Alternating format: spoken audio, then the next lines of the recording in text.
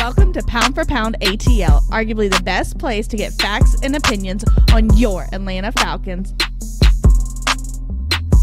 And absolutely the best place to get your opinions in.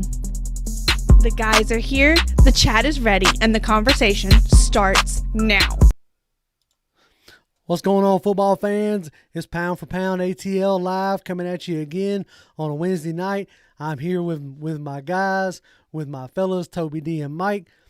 Jimmy is having to take care of some work stuff, so you get the three-headed monster tonight instead of the four horsemen. Man, we are in game week. Like this is it is live and in color, so to speak. Now speaking of that, we got to be live again with each other for the first time since this nasty COVID stuff started breaking out. We got to meet up this past Saturday at the live practice down at Mercedes-Benz. Finally got to shake Mike's hand face to face, which was awesome. Yep. Finally got to dap up my boy Toby again, which was great. For all the people who stopped us and said hello, man, that was awesome. That was great. I really wish I could remember everybody's name, but y'all were so amazing to take time out of y'all's day to stop and say hello to us. That was awesome. And then the practice itself, which we will get into, in detail throughout the show, it was great to see live football again. Like you really started getting those juices flowing, being in the stadium, being around, like seeing the players. I think Mike, you even got a word in with old Dean Pease there, didn't you? At the beginning. Yeah. Hey. First of all, you know what? Like, look, man. Like, first of all, it was great to be able to connect with you guys Saturday. That was first and foremost. And when I tell you guys, pound for pound, it's a family. Definitely a family. Like, a lot, like you said, like JR said, with all this nasty COVID stuff, we hadn't really got a chance to just sit around and, just fraternize a little bit. So I think being able to, shake JR's hand, being able to, kick it with Toby. Toby got those patented Fox Brothers wings that he promised that he was going to get. And, just being able to talk football, man, and look at the boys live, man, I think that visual is still clear to me. And, man, it just gets us even more fired up to do what we do. And one, like I said, you nailed it earlier. Shout out to everybody that recognized us at Mercedes-Benz, saw us with the shirts, said you watched the show. It's real when we see your love, right? We do this thing virtually, do it. But when we see your love and you come up to us and you recognize it, we really appreciate it. So I had to start off with appreciation and gratitude. Oh, yeah. Before we talk about it. Big Toby D, what you got for him, baby? Well, I'm going to say this much, because we don't say it often, man. If you're new watching this channel tonight, this live show that we do on Wednesday night, man, please subscribe, comment, share, like, all of those beautiful things. And for all of you that have, man, and continue to show pound for pound the support you have over the years, since JR and I started this thing, man, we really appreciate you guys for sticking in there with us, going in, 5 years later now, JR? Some around there, 5-6 years, some of that nature. But yeah, it's been a fun ride, and we try not to get into the, mushy stuff too often, so to speak. But as we say week in and week out, we wouldn't do it if y'all didn't show up. And y'all show up, and y'all show out. Every time we're out in public and y'all see us and y'all say hello, it's awesome and it's amazing. But on to the reason why we are here, which is the football, right? Yes, sir. Okay. I'm trying to figure out, I've been thinking about this all day, how do I want to go about doing this? I did my thread on Twitter for those who follow me on Twitter, from the things that I saw, but I think I want to start it this way. Toby, what was the thing that almost a week later or 4 or 5 days later, what is still sticking in your head from that practice? The amount of rub routes that I've seen the Falcons practice. I think that's about as many as I've ever seen them practice throughout watching this Atlanta Falcons team since 2008.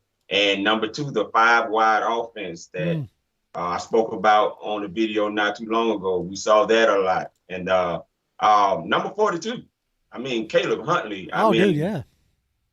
Yeah, he started out slow out the gate at first, but now, man, he is full steam ahead. And I'm loving what I'm seeing out of that undrafted rookie running back right there. I want to. What you got, Big Mike? Yeah, I was about to say I want to hear Mike's. No, I want to hear Mike's take, but I'm gonna jump off that Huntley thing here in a minute. But Mike, I definitely want to hear because you got to get a different vantage point than me and Toby did. Hey. So what jumped out at you? Look. First of all, I'm gonna jump out and it's gonna get crazy. Matter of fact, I might get some hate mail right after I say it, but I gotta say it because look, we're fair here at Pound for Pound, right? We're not hard on a guy unnecessarily, but we are fair. There's one guy that stuck out to me that I quietly is working his way into a nickel position, and that is Isaiah Oliver. I'll tell you why. Isaiah Oliver is a guy that, again, man, we write him off. True enough, we know what he has been. We know that he has had various deficiencies as a corner, but it's two things about Isaiah Oliver that sticks out to me. He's a physical guy. He does not mind tackling, and he does have a nose for being around the ball. Now, his knock was he was always a hair too late, right? But the one thing I noticed about Isaiah Oliver, and again, he followed it up a little bit on Monday with a one-handed interception, is that whatever Dean Pease is asking of this guy, it's actually playing more to his strengths. And again, if an Isaiah Oliver is able to possibly be that nickelback and not be a guy that we worry about with the emergence of a Fabian Moreau, I'm not saying that Isaiah Oliver is a guy that instill a lot of confidence, but he is one guy that, as I watched him with my own two eyes and got a chance to see him visually, he was a guy that jumped. There were a lot of guys that jumped out, and again, no live tackling, so a lot of that is a lot of fool's gold that we saw. But I did see Isaiah Oliver seeming like a guy, maybe in his third or fourth year, that has bought in and might have a chance to make this roster. So if he makes this team and week 1 through 5, he looks as advertised, it won't shock me because it seems like he's preparing well. No, you got it's a good observation. Like as you said, we try to be as fair as we can be here, right? On the pound for pound, on our own. Like at the end of the day, we say it all the time. We're fans just like y'all are. We aren't experts. We all have lives. We don't have time to just sit here, pour over every little minute detail. But, we do try to call it like we see it, right? And so with that being said, Isaiah Oliver in the nickel has looked good. And if he can show that under live fire, I even tweeted it out on that one-handed interception. I was like, dude, please prove me wrong. As Toby has said many times over, I'm going to root for who's on this team.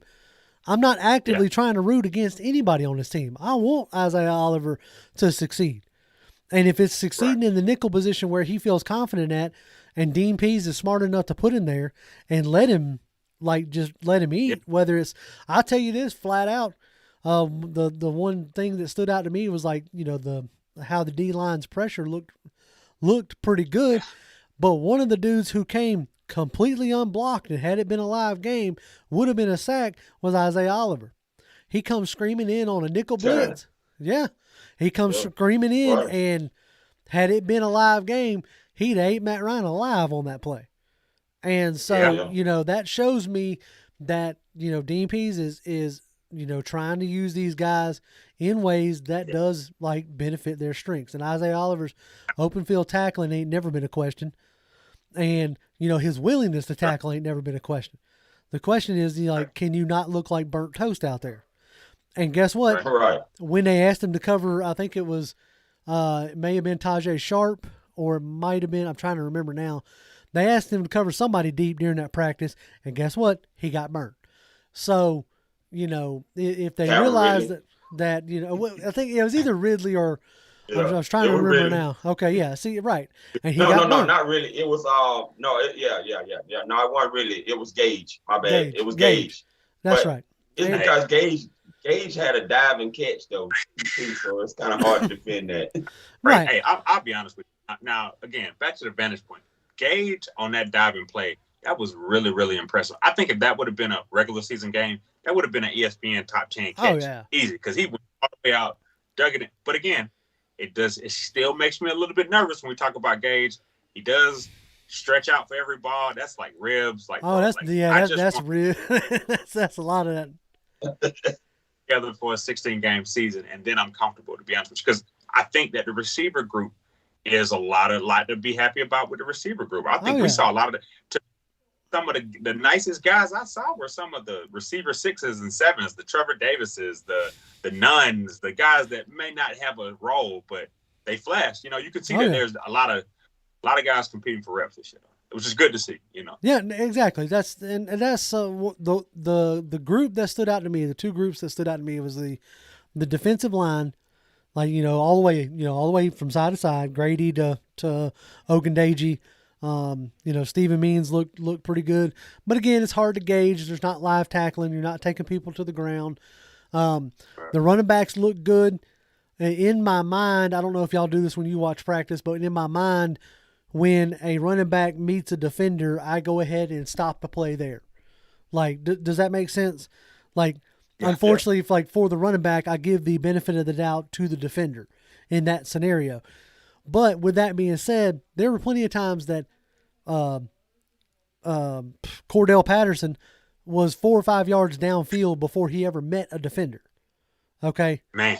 And that's something that I will go ahead and take back. Like, and this is what I was going to pull off of earlier when you were talking about Caleb Huntley, Toby, is that I'm going to walk back my expectations in the sense of Cordell Patterson. After seeing him live and seeing them moves, like, he's making a better play for RB2 than I gave him credit for. And I will fully say that, I'm fully ready to admit that, by week 2 or 3, I'll come on the show with humble pie and eat it because, I honestly felt like that he was here to be a gadget player, a return guy, a gadget player. But after physically seeing him that close and at that vantage point, taking those snaps, he's a guy who I'm really intrigued by coming into preseason because so they are one more for you. And look, we're talking about Cordell Patterson. I'm telling you, looking at how big he is in real life is amazing. 6'2", 240, and every bit 6'2", 240. It's almost like having a fullback with receiver skill set, right? Yep. And I think that my him is find a guy that can block for him. Just get this guy space. Give him just a little bit. Because I think there was one play where a linebacker blitz had him dead to rights, right? He did a juke move before he had even really gotten the ball, broke him down, and took off. Yep. And those are the little things that we didn't have. Like I said, this isn't a fundamentally – the team is different. The mentality is different. But fundamentally, I would say it's a really good team. I just think that we got different strengths now. And I think we're going to need every one of these different strengths at some point in time. At one game, Cordell Patterson is going to have to be the guy. Mike Davis may, be getting stopped or whatever. But, yeah, it is important. Like I said, the running back position is, man, it's pretty tough. It's tough to get carries out of that running back room, and a lot of people are fighting for him right now. That's it, yeah. Which brings me to my point about I'm starting to get worried about Olesen. Not his ability, but if he spends too much time with that yellow jersey on, and if he can't get into preseason games and actually show these coaching staff what he has, I'm concerned that he might find himself on the outside looking in just by virtue of not being able to display his abilities. And that has me, at the end of the day, that has me worried about Olesen because, he's kind of like, you pick a guy, or at least I do, you pick a guy every, training camp to like, this is the guy I want to see succeed, like really succeed. And he's kind of been my guy because I felt like he got a raw deal, especially last year with the PR signing of Todd Gurley. I really felt like that put Olesen behind the 8 ball. And I think he's a guy who can perform, and I'm hoping that he's given a chance to perform. But, with bringing in Dante Foreman, or how do y'all say that man's name? It's Dante. Yeah, that's it. Dante. Yeah. They go. All right. Anyway, when you're bringing in a Foreman to then compete, like, you can clearly see the size and style that Arthur Smith wants. He can say he ain't looking for Derrick Henry, and I get it. He ain't looking for Derrick Henry, but he's looking for that style of back I mean, you look at the size of Mike Davis. You look at the size of Cordell Patterson. You look at the size of Quadre Olison. The only undersized back you have on the roster is Javian Hawkins. Even Caleb Huntley is a big dude. He's over 220. He's a big fella. Like, Arthur Smith wants to wear you out in the run game. But, as I think we talked about a little bit last week, okay. All right. I'm kind of going, like I said, I told y'all before this, my mind is like almost working through a fog today. How about, have y'all ever seen a fullback listed as the number 3 running back on a depth chart? Because that shocked me. If it's Patrick DeMarco. But it ain't Patrick DeMarco. It's Keith Smith. Exactly. It's Keith Smith listed as the number 3. Yeah. I'm used to seeing like the fullback being listed as, the number 4, right? Or even listed as a fullback, not even a running back, but a fullback. But after seeing the type of snaps that man's taking and how they're throwing to him coming out of the backfield, like you brought up Patrick DeMarco, Toby. I want you to talk on that for a minute because, buddy, that's what it was looking like to me. And this hit me today. I think the Falcons are literally trying to replicate the 2016 running back room. You got your Mike Davis, which to me is your version of Devontae Freeman, a bigger version, right? But round about the same size and stuff like that. Then your Tevin Coleman to me is Cordell Patterson. Cordell Patterson can do a lot of the similar things that you're seeing right now that Tevin Coleman did. From them wheel routes, catching the ball out of the backfield on them zero out routes, and all of that stuff. But you have that advantage of the wide receiver, which he's shown us he can do that too as well. And your third guy, Patrick DeMarco, who played a huge role with the Falcons 2016. The things that he did in that Week 5 game against the Broncos, man, that to me showed me that Kyle Shanahan knew how to use this guy. And I think they're trying to get some semblance of that with Keith Smith, and you're seeing it in practices. And let's go there, Toby. Let's go there. Since you want to talk 2016, let's go ahead and go there. I see the side too. You touched on offense. I'm trying not to get fired up, but let's go on the defensive side of the ball. Because that 2016 year, and you look at the corners, honestly, you look at what Trufant or whoever was our corners, you look at, Jalen Collins, like, I would say we actually just look, these guys ain't played a game yet, but I would say they're more talented. The corners we have right now, Fabian Moreau, AJ Terrell, I would say they're more talented. And if you notice, that was the year old Brian Poole came out of there, and we got that undrafted guy who just overperformed. And let me tell you something. We got a Brian Poole right now, Chris Williamson. Yeah. If you don't know them, get familiar with the name, because if you look at the depth chart, he's the number 2. He's the first guy off the bench, as an undrafted guy. Very technically sound guy out of Minnesota. I think because he played for a school like Minnesota, he didn't necessarily get, necessarily the credit he deserved. And I think, if I want to just be nitpicky on Chris Williamson, because I did look at his film, because I was like, what's the hype about this guy? Tackling, not really his strong suit. He's kind of one of those guys that kind of likes to sling guys to the ground, not really a run-through type guy. But, that's coaching. Hey, Dean work through that. But I'm going to tell you something.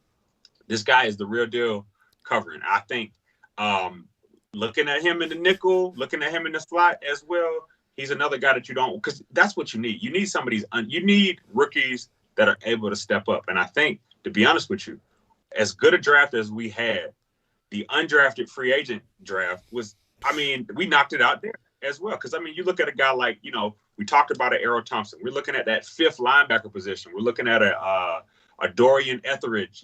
These are guys that you see the film on these guys. They buying into the coach. And, again, with competition, we seeing it, competition, because, I saw this as a joke today.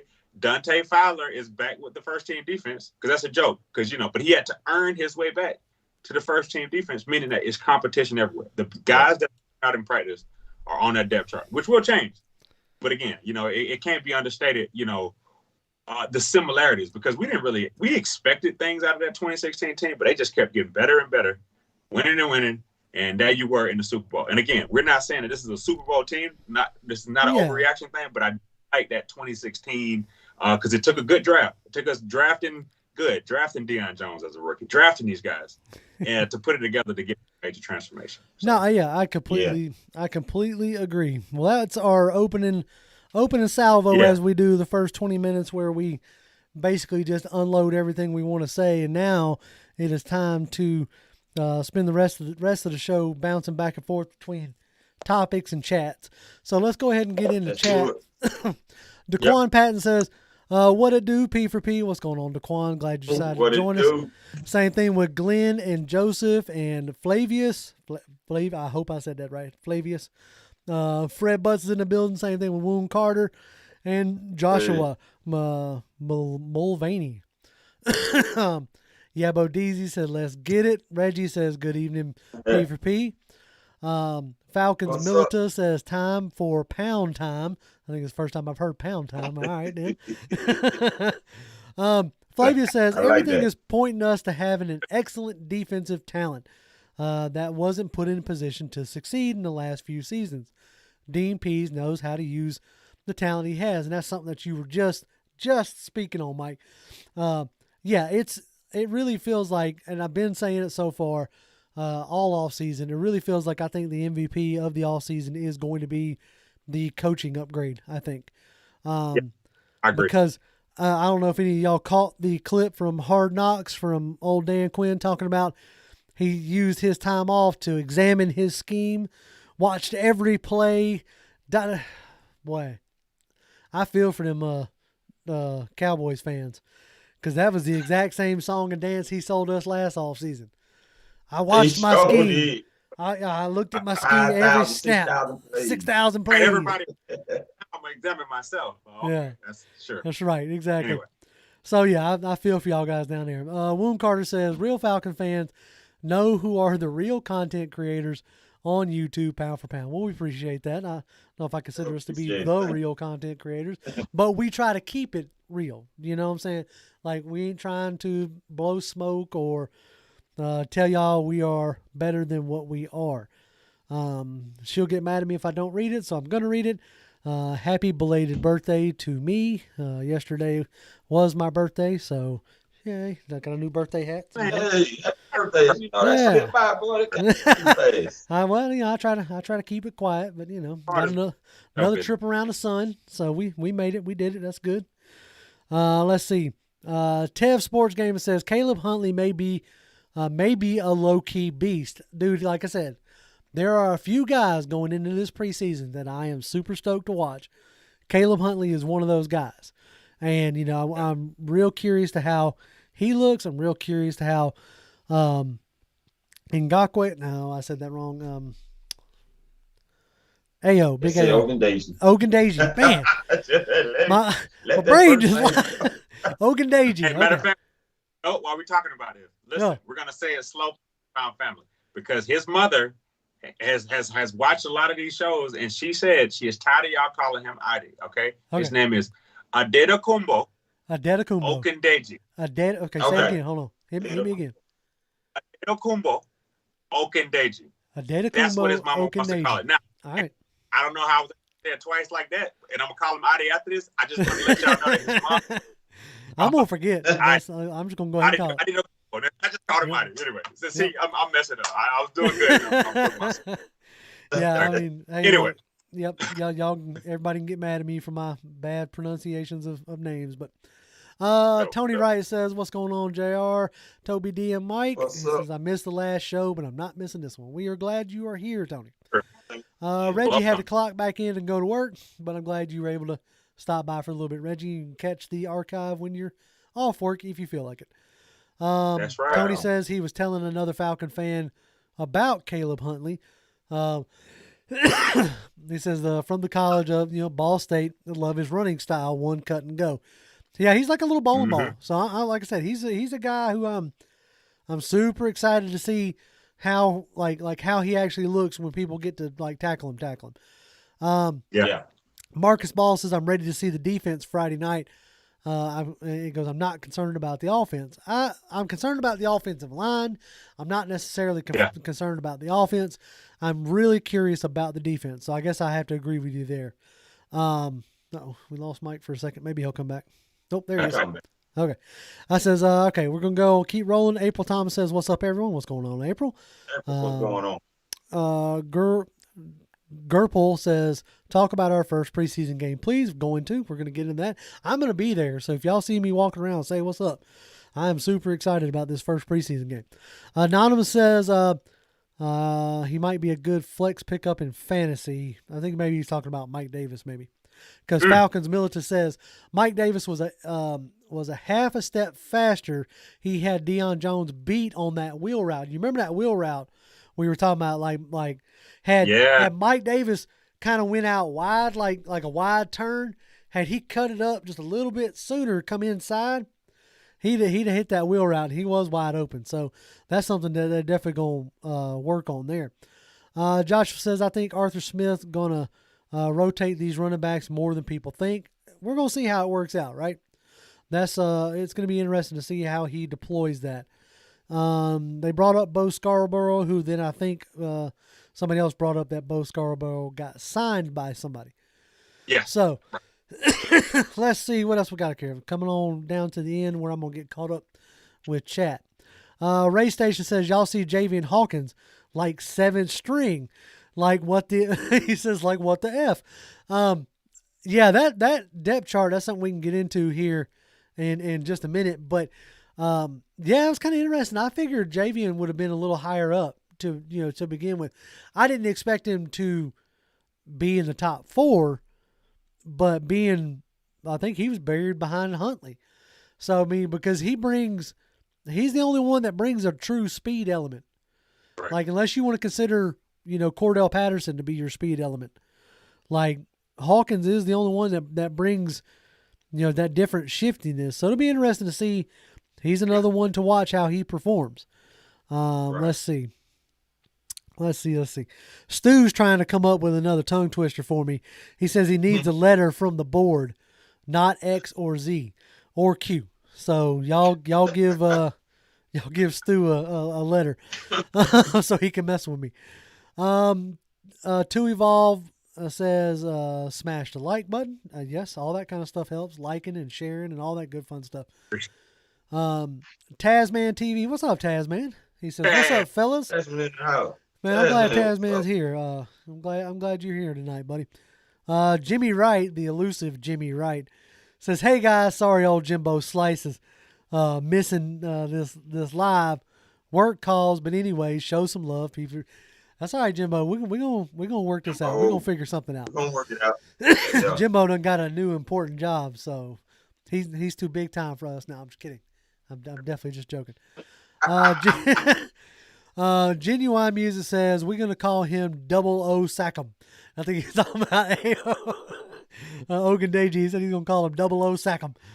It works for me, man. If he he's one of those guys that was looking good as far as getting pressure. Yeah. Like he was standing out, and Taquan Graham was standing out as getting into the backfield. So, yeah, man, I was pleasantly surprised with those guys.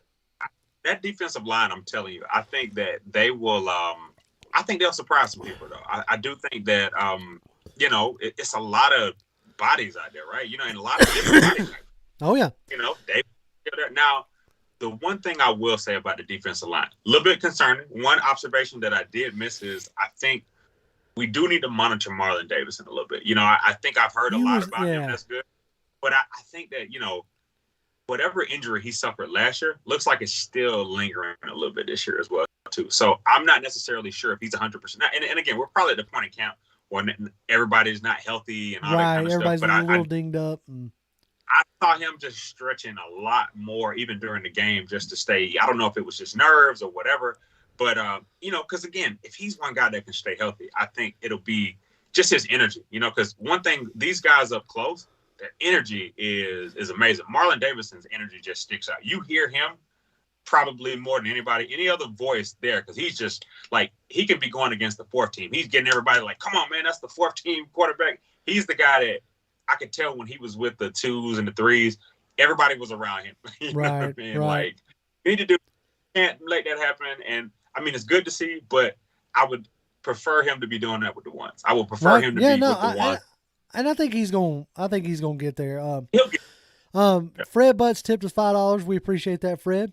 Says, I think the Falcons will have a top 10 defense. Dean Pease is the master and has 2 rings to prove it. I don't know about top 10. I don't know if I agree that high, that big of a jump, but I definitely see, we were at the bottom of the barrel. So if we can just get up to an average defense, I think that will show magician-like abilities of Dean Pease. You know what I'm saying? Absolutely. And one more thing to add to that, just real quick. If information about who Dean Pease is, look, Toby D, JR, we watched it ourselves. But Dean Pease was the first guy on the field. 71-year-old man taking laps around Mercedes-Benz, getting himself before practice. So I think that, to be honest with you, back to what JR has been harping on about, the coaching upgrades. I think when you see the body of work of these coaches up front, it's really impressive to watch. Like, I think even Arthur Smith, when he's coaching, has a lot more personality than he shows to the media. He's kind of the same guy, very, kind of very black and white when he talks to the media, but you can tell that the guys are like, he's pounding guys up. He's getting stoked with these guys when they make a play.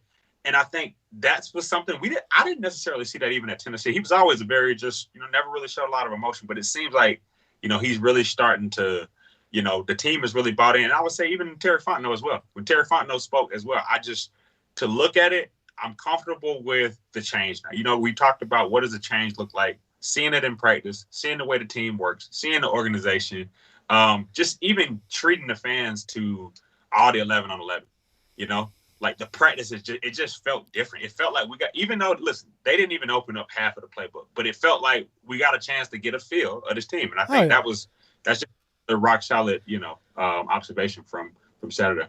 I was pleasantly like you talk about Arthur Smith's personality and stuff like that. It's starting to show through. I was absolutely loving the taking shots at LaFleur during the press conference. Yes. Because I've yeah. listened to enough podcasts and stuff now and interviews. Like, he is truly like friends with LaFleur. That was not like,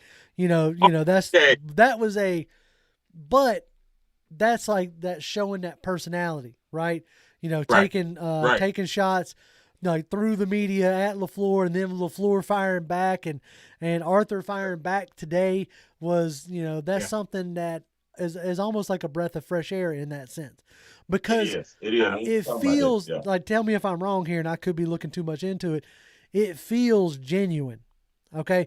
Because after about the third press conference of catchphrases and slogans from DQ, I quit listening to him because he didn't say anything.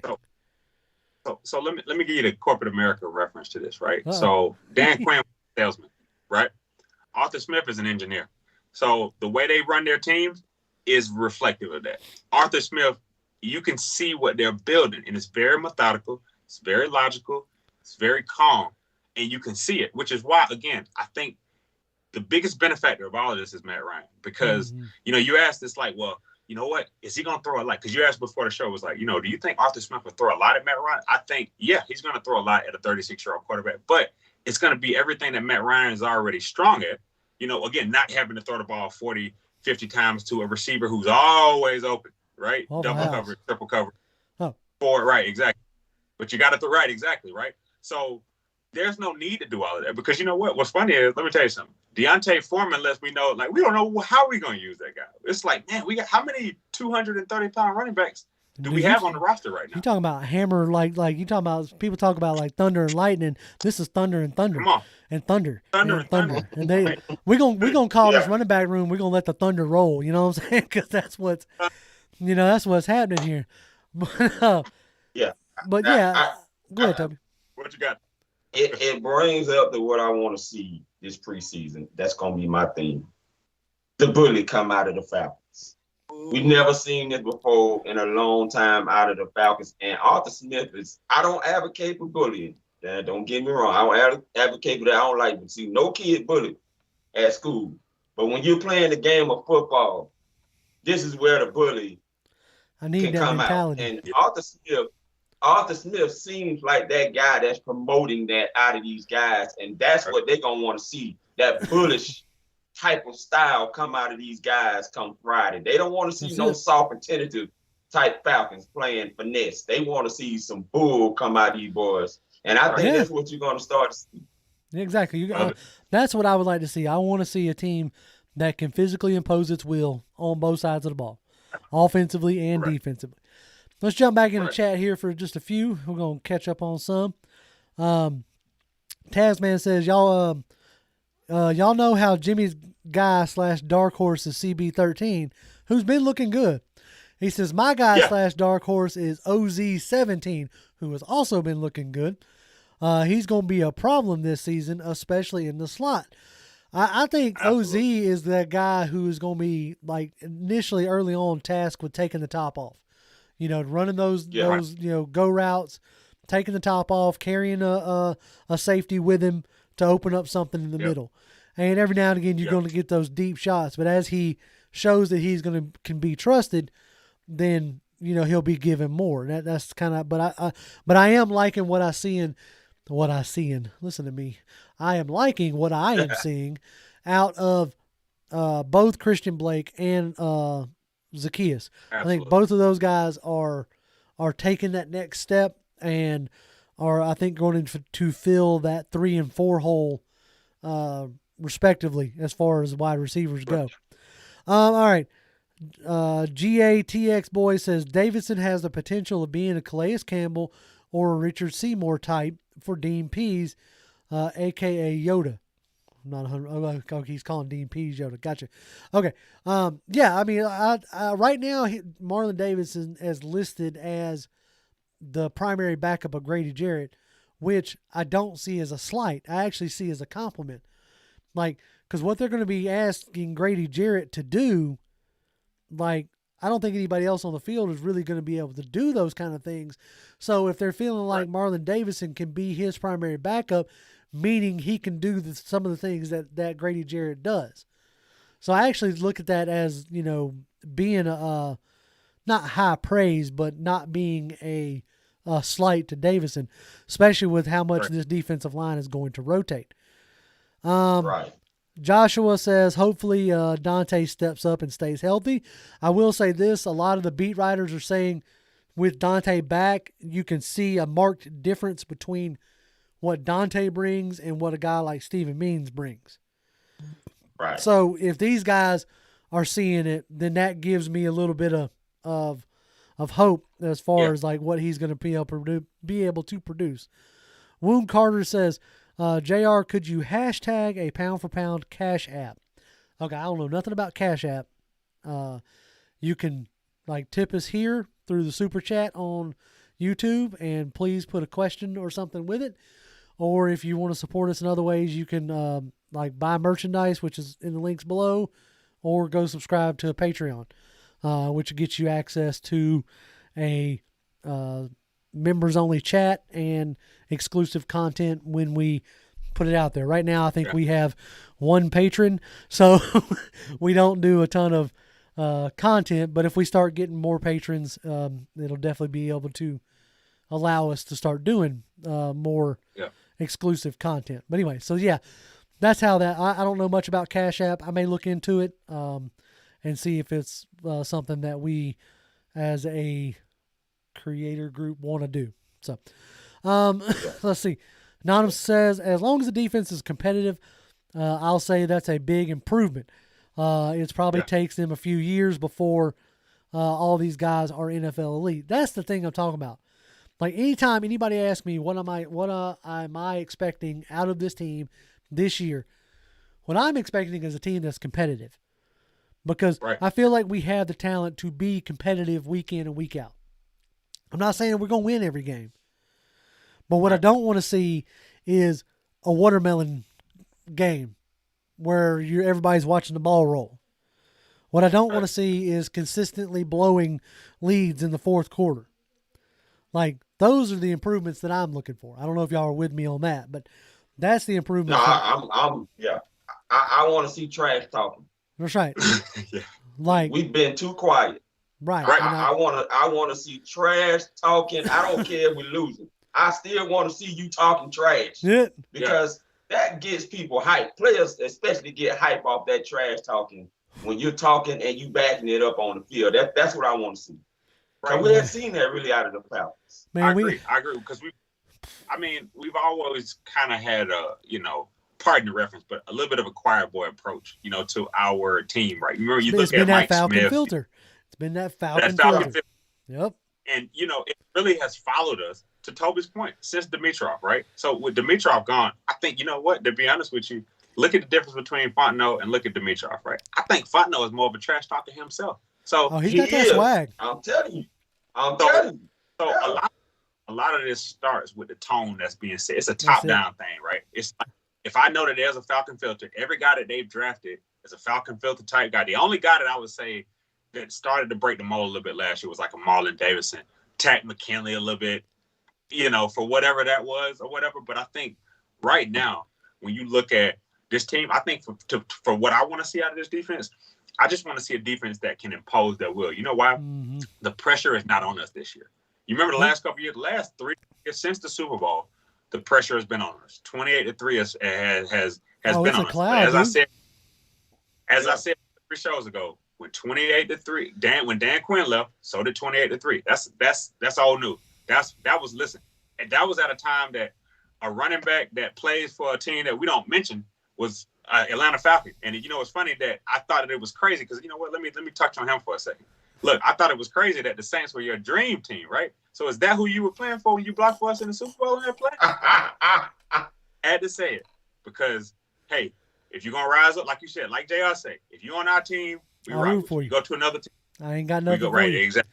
I ain't got nothing for you. So, but at that point, man, like I said, we don't, the pressure's not on the pressure's on the Buccaneers.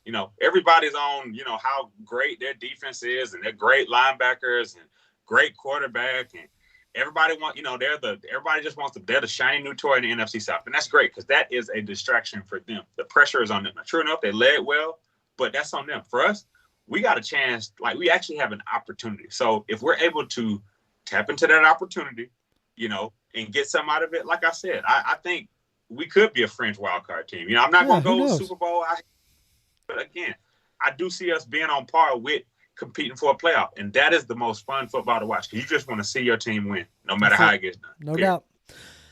All right, let's keep on keeping on because I see Stu done hit us with another Stu-tastic tongue twister, so we're gonna work our way down to that one. I don't get it. Oh man, Keith Spencer says, I think Arthur came here to get Matt a ring.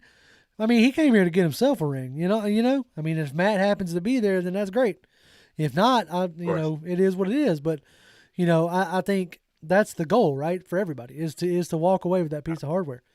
Tony Wright talking about Falcons physicality. That's exactly what we want to see. I'm tired of being the finesse team. I want to be the physical team, Falcons Milita says coach is smiling because he knows what he has now. He had the best running back in the league before. Now he has a rock star QB and tons of weapons. He's smiling because he knows nobody's watching us. That's it. I mean, look, he's got a chance, right? And we're gonna see how it plays out. King says, "Hey, what's going on, everyone? Just got off work. What I miss? Oh, nothing, King. Just about 45 minutes of a show. You ain't missed nothing. It's all good. You can always check it out. On the replay. All right, here we go. This is Stu. Done tipped us $10 because Stu likes to watch me stumble. So Stu says tenacious transfiguration, thankfully themed to transcendent terminology. Terroristically, no, that's not right. Trend telescopically through thermodynamically through thunderous tentative transfigurations. Holy crap, Stu. Good God. Stu, you back. Stu, you live for this, don't you? Yeah, he does. He is. Stu, you are an animal, Stu. Wallace Smith, Zena got my tongue all messed up. Wallace Smith says, "What's good, P4B? What's going on, Wallace?" Tasman says, "I like what Arthur Smith said, that Dante has to earn his reps. Of course, everybody needs to earn their reps. And he is showing that with this depth chart. See, Joshua Malavy's like, he's feeling my pain over here. He's like, Stu, tongue twisters. Yeah, that's now. Stu's tongue twister Oh every man, week. yeah, Stu is boy. He brings it. Said Jinx. I want to read this, and I'm going to read this on purpose. He said, "Thanks, I'm good with a free show, as you should be." See, like we're not. I don't know how other creators do it because honestly, I don't watch a ton of other creators because I want our show to be our own, right? So I don't take my cues from anybody else. So I don't know if a lot of other people like hound their stuff, but like our stuff is there if you want it. If you don't want it, perfectly fine. Like all we really want out of y'all is to show up and interact with us. You know, me, Mike, Toby, Jimmy, we all got jobs. If you think this right here is what's like keeping us afloat, it can't.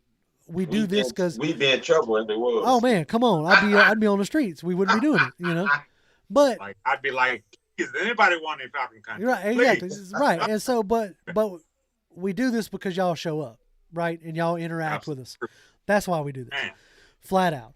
The only reason why I've even set any of that other stuff up is because people have asked for it in the past. Do not feel obligated to do any of that stuff. We're just glad you're here. Let's see. Hayden Hughes says, "What are your predictions for Friday Night Falcons? For Friday Night Falcons MVP?" I'm gonna go ahead and call it my MVP of the first preseason game. I'm gonna say is the offensive line. I'm gonna give the offensive line because that's been like a big flux, right? You've had the epic emergence of Willie Beavers and his epic tale of coming from, I don't even know who drafted him. I think he was a draft pick out of the Vikings. But coming from the depths of the depth chart to start at right tackle in the scrimmage at Mercedes-Benz to the coming back of Kaled McGary. I want to see, like, I'm gonna say that next week we're going to talk about how that offensive line actually looked good and opened up a lot of holes. So that's my prediction on a preseason MVP. Mike, what you got? Well, so if you're going to put me on the spot, I think I'm going to go with a guy that, again, you're going to see him a lot in the preseason because that's what these undrafted free agents are for. You're there to have these guys in the preseason, and I'm going to go with Dwayne Etheridge, linebacker. Undrafted guy. I think that he'll make a lot of tackles because he brings a skill set that's more similar to Deion Jones, right? Rookie, fast guy, real quick, twitchy guy, and he's a guy that I would say is a plus in coverage as well. So I look to see him how he plays when he's playing with a bunch of guys like that because I've heard a lot about him, right? And I think that again, it gets real boring when you start talking about the fifth linebacker, right? But I think when you look at guys that won't be denied in the preseason, I look for him. If he really wants to seize that position, you will get to know his name. And I think that he'll make at least one memorable play where next week we'll be talking about this guy. There you go. Okay. Toby D. All right. Jimbo is going to smile when I say this, but this guy's starting to make a believer out of me. I'm going with CB13. There you go. Okay. I've watched this guy in those clips, and man, he's running routes better than I've ever seen him run. He's catching touchdowns in the corner like it's nobody's business, and I'm really liking what he brings to the table, especially on special teams. So I get a two-edged sword with Christian Blake. So I think this guy is going to excel working in his offense this season with Matt Ryan and the special teams play that he brings to the table. There you go. Okay, so I'm going with him. You watching Blake? I'm watching the O-line, and Mike's got Etheridge. So good deal. Okay, yeah. That's a nice wide. One more smaller thing too, because I know we hadn't touched on this yet.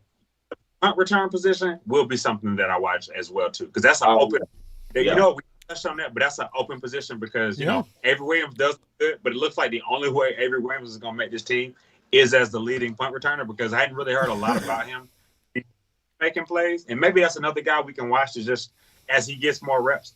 But the Chris Rowland, Avery Williams battle will be fun to watch because both of those guys are super duper explosive. And if you get those guys to seem both of those guys will take it to the house. So that's another one that, we definitely got to watch that punt return, battle. I guess. I got you. Well. No, I'm down. I'm down with that. Okay. Let's see where we're at. Let's see. MVP. Okay. Anonymous says Freeman acting like a salty ex-girlfriend. Shake my head. Wallace Smith followed up with Freeman has to say good things for the Saints to keep him on the team and make the roster because he needs a job. You know what? I'm kind of with Wallace. I don't really get into what ex-players say when they go to different teams. Like last year, it was Austin Hooper when he went to the Browns. And, especially a guy like Devontae Freeman. What's he going to go in there and say? Look, these were the only folks that was offering me a contract. So, yes, I took it. You know what I'm saying? So, yeah. Let me disagree. As a person that bleeds black and red, you know what? If you got to kiss up to the Saints for a job, and that's the last, maybe you don't need a job. It's already kiss up to the Saints for a job in that place. Get out of here, man. Yeah. Anyway, sorry, No, it's all good. It's all good. All right. Somebody asked us what we thought about Willie Beavers. I'm interested to see what Willie Beavers does in like actual live action. You know what I'm saying? Exactly. But look, it wouldn't be the first time an offensive lineman took a few years to get his feet under him and start gaining traction with another team. So, look, if he can beat him, if he can beat somebody out, beat him out. That's all I want the best 5 on that line. I don't care who they are. Like, period, point blank. So, CD Jinx follows it up, says, thanks, just saying. Love y'all guys. Jimbo missing in action. Yeah, it is. Great stuff, fellas. No hating fam. No, I didn't think you were hating. I definitely did not think you were hating. I actually thought it was a very valid point, and that's the reason why I wanted to bring it up. I definitely didn't think that you were taking shots or anything like that. Let's see. Going to keep right on rolling here. Trucking with cigars. That sounds like that could be illegal. I mean, do you got papers to truck with? Anyway. Says, I want a dirty offensive line again. I want to feel comfortable when we have with 10 points up with 5 minutes left. Defense lets fly like the games versus the Chiefs last year. Exactly. That's the kind of thing. Like, I think that's all what we're really wanting is we're wanting to feel like, we're in a game. Like, not just in a game, but I want to, like I said before, I want to impose our will, That's what I'm looking to do. Let's see. Falcons Military brought up the 0-8 in one-score games last year. All these trash coaches and schemes. We should have won all 8. I don't know about all that, but we shouldn't have been 0-8 in one-score games. That's for sure. So, Philip Bonner says, we show up because y'all are passionate about our squad and give us info and opinions, real and uncut. That's what we need. Y'all are awesome. Well, we appreciate that, Philip. That's what we try to bring to y'all. That's what we try to bring week in and week out. Just uncut, unfiltered, our opinions, and try to have a conversation with y'all. Wound Carter says, last question for the night. Are you guys doing a live stream next Friday when we play the Dolphins? Yes. I don't think it's Friday. I think it's Saturday. But we will be live streaming the Dolphins game. We will be watching it. Yep. Obviously, we can't stream the game itself, but we are going to be, watching the game, talking with y'all, talking with us, yep. Having a live, kind of like what we did with draft night. We're going to try that with the Miami preseason game. And if that goes well, we may do it with the Browns preseason game as well. And depending on how all that goes and, technical wise, like if the streams are way too late or anyway, but we may also start doing like a game here or there throughout the season, like maybe like one game a month or something. But these are all just ideas floating in the air because at the end of the day, we want to, as we've been talking about tonight, we want to bring y'all what y'all want. We don't want to bring you, like, if y'all don't want it, then we don't want to do it, Okay. Says, did anybody hear anything else about Gono? Is he on IR right now? I think he's still on the PUP list. He doesn't have to go on IR until the start of the season, right? Because right now, to get him on IR, we would have to cut him. And then if nobody claimed him, he would then revert to IR, which is what happened with Deidre Sanat. He's on IR now because we cut him, and because didn't nobody know who he was, nobody claimed him because he ain't playing no games. So he reverted back to our IR. So I don't know if they want to take that chance with Gono, especially if they felt confident enough in him to give him $3 million on a second round tender. Exactly. So it may be into the actual season before we do that. Let's see. All right. Ellis Riley tipped us $5 and asked a question. Says, I believe the Falcons can transition from bottom to a balanced playoff team just like Tampa. It's possible. Like that's the great thing about this league. It's not that it's not an impossible jump. It's not an impossible leap, especially if you feel like you have decent talent, which we feel like we do, right? So, I think it's very possible that we could be a fringe wild card team. We could be talking about that midway through the season. Tony Wright says, JR, what's your take on Ogundeji getting reps with the first team defense last week, as Arthur Smith stated that he's earned them? From what I've seen, he has earned them. Like, he was a consistent presence Saturday at the stadium. Did y'all notice anything different in that aspect? I thought he looked good. Same thing. Yeah, go. Okay, cool. Yeah. Same thing he's been doing. He's still doing it, and that's good. It's something that. Go ahead, Mike.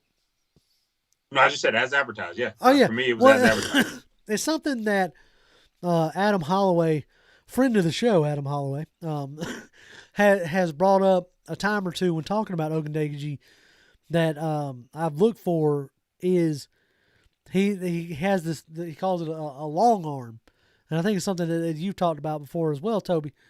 That like the way he pushes out somebody, like the way he uses that long arm of his to really control an offensive lineman. Like watching him do that on first team reps has been like when we dug back into it, he was one of the better defensive linemen on Notre Dame's team last year or last couple of years, really. Absolutely. So yeah, he's a guy who I'm looking to, like there's a lot of guys I'm looking to see what they're going to do when the proverbial bullets start flying. Let's see. Trucking with Cigar says he wants a nasty offensive line. We all want to feel comfortable. Okay, that's yep. He's saying the same thing again. That's right. That's exactly what we want. King says, I noticed that Bullard is getting a lot of reps too with the ones. Yeah. I mean, he's a big dude. Like, we don't have a true nose tackle. You got Atkins on roster, who's a big guy who's still looking to make his way. You got Tyler Davison, who right now is our de facto run stopping nose, but we need more than just one, Yeah. And so Bullard is a guy who I looked to make this team. What's y'all's thoughts on Bullard?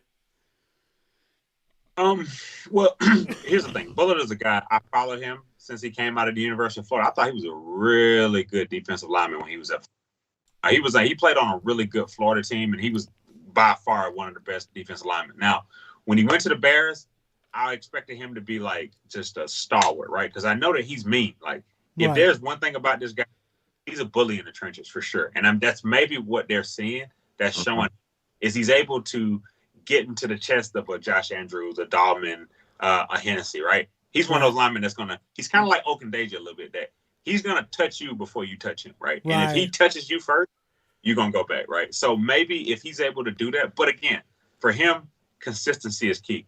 There's a reason for me why he's flamed out. I think that if you look at training camp, he's actually the guy that stands the most from these reps. So I think what they're doing is featuring him, seeing what he has up front, just to see kind of like if can he really handle everything that's thrown at him. And I think if he does, it may be one of his jobs to lose. But again, think that there's a lot of talent on this defensive line. And you know what? I wouldn't be surprised next week if you see the next chart if he's fourth, because Taquan Griffin is, or Graham has Taquan Graham has taken a leap, right? So those are going to be the guys. The preseason is going to be key for that defensive line as well too. What they do on the defensive line will be just that'll tell the story of this preseason for sure. No doubt. Yeah, I agree completely. Toby, Falcons Milita asked a question. He says, what's your over-under on the team sacks this year? Last year we only had 29. Do you think that I want to hear what y'all think, and then I got something I want to add to that. But yeah, what are your opinions there? I'm going 35. 35. Man, marking down, he says 35. 35 sacks. Hey, 35 sacks. One for every like we got. Yeah, I'm not ready to go to the 40 burger yet. I mean, I know Dean Pease come here. I feel like we're gonna get a lot of pressure, turn the ball over a lot, because that was one of our keys to success with the defense in 2016. A lot of turnovers, which helped us get to the Super Bowl. And I think if we can simulate something like that, then we're going to be well off for being able to do it, because we're already seeing it being done in practice a lot. I mean, a lot more than I ever remember with getting a lot of turnovers. But, 35 is where I'm going to stick at. Mike, what you got? Over under. You can just do over under if you want. But no. The thing about it is like the NFC South has changed a little bit, right? Because we got Sam Darnold in the division now, right? And the Saints are hittable, right? So I'm gonna go 38 sacks. Because Taysom Hill and Jameis Winston can be had. Definitely what they got going on down there.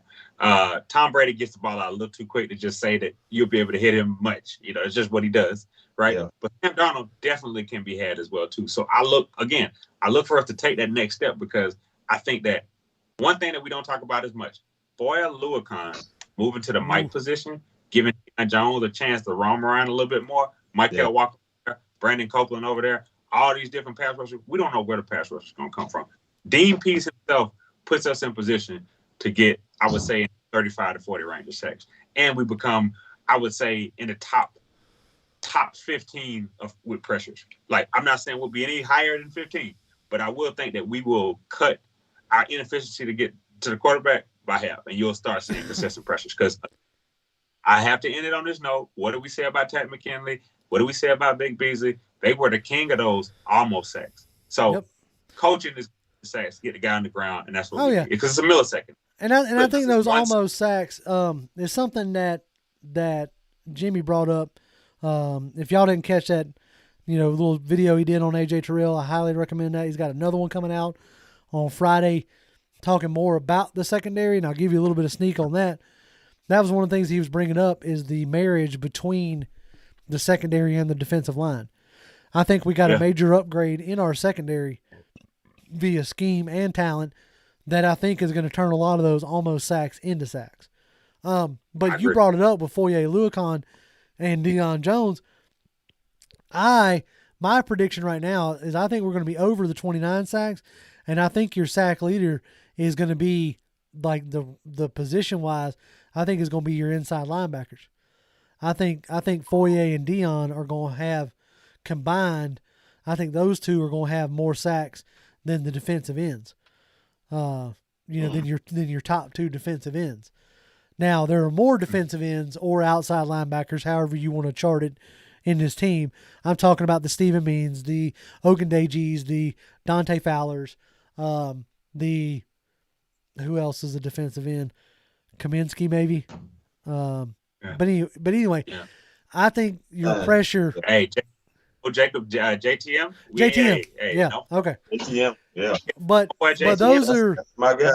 Yeah, but those are the guys. Like, I think that it's going to come from. I think your sack pressures are going to come from Foye Oluokun. They're going to come from Deion Jones. They're going to come from my real dark horse is Michael Walker.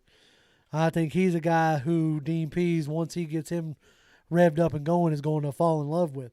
But that's what I got there. I'm just going to tell a pretty bad secret. I do think that's your edge rusher. I do. I think the surprise guy that will rush the passer more is going to be Michael Walker. And I think that Michael Walker does have the speed to get there. And I think with him being that's another thing too. You remember, he added 15 pounds. And when we saw him on the field, he was all over the place, making plays. He looked like he was the same weight he was last year. Again, sometimes maybe it's willful ignorance, but we're at a place where teams are going to feel us, like, period. I put it to you like this. If you are, and I'm just saying like this, I'm not over hyping up Ogundeji, right? But again, if you're offensive tackle, you're going to feel Ogundeji over the game because that hand hitting you in the chest every play. Hey, if there's one area, and matter of fact, you know what? I got a thing for you. If there's one area we upgraded this year is we got more violent with the hands. I see more violent hands now than we've seen a year. Oh, violent we should bring back Stanley Mapanga. No. Whoa. You said violent hands. Whoa. No. New thing. New thing. Stanley Mapanga. Let's bring back Mapanga. Old violent hands. Anyway.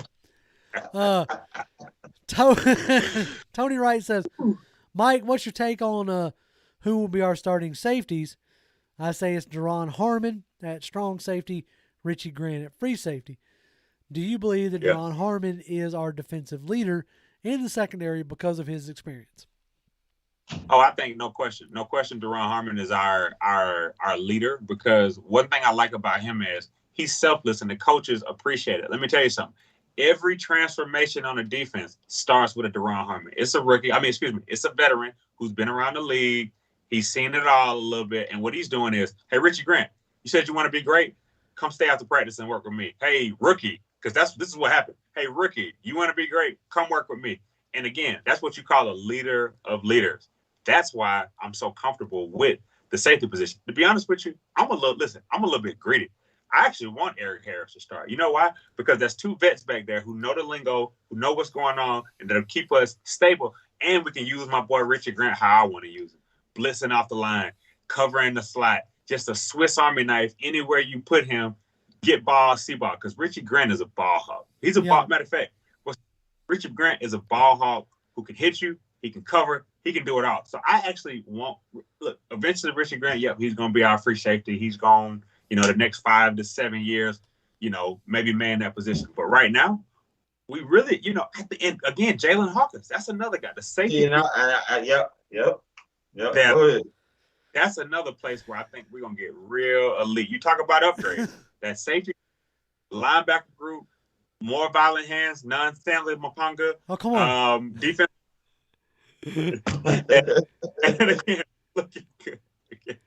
Look, all I'm trying to say is, what if in this first year in, right? what this regime has done, this front office has done, has given you players to where you're not having to rely on rookies, right? And that's something that, right? They're there if they win the job, so be it. But you don't have to rely on them. You have an Eric Harris and a Deron Harmon where you can are afforded to be able to bring Richie Grant along a little slowly. If he shows up, balls out, and forces his way onto the field, so much the better. Same thing with like Steven Means and a guy like Ogundeji. Ogundeji isn't being thrown to the wolves saying, "I need you to go get me 10 sacks today, right now. Go." Right. He's able to, if he goes out and balls out, then awesome. Great. That's amazing. That's when I sit back and look at this team, like outside of, even on the offensive line, you got Spriggs, who you haven't necessarily been able to see yet, but they feel like he's coming along, about to be able to contribute.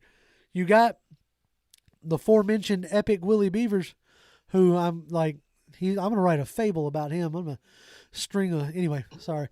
I'm going to write a folk song about Willie Beavers. I know they probably already did write a couple folk songs about Willie Beavers. Anyway, going the wrong direction here. But those guys afford a guy like a Jaylen Mayfield to continue to learn before he has to get thrown into the fire. If he wins the job, great, And that's what I'm feeling about this coaching staff, and that's part of what I'm enjoying. Man, gentlemen, we done it again. We have bumped up well over an hour. We are actually pushing close to an hour and 12 minutes. So we're going to start wrapping this thing up. Y'all are amazing. Fans, chat rooms, y'all are amazing for hanging in here with us. Keep your eyes peeled on the channel. Friday, Jimmy will be putting out another video about the secondary where he takes a deeper look. And yes, next week we will be doing a live stream on Wednesday like we always do because we're going to want to talk about the game. But then we're also going to be live streaming the game against Miami. So next week, you're going to have a lot of opportunities to chat with us. But in between all that, you can find me on Twitter. I'm at Grimm1128, GRIMM1128. Toby D? Toby D 1991 all day, baby. Mike Hey, Dub? Mike. Follow your boy, Mike Dub, MIKE_DUB.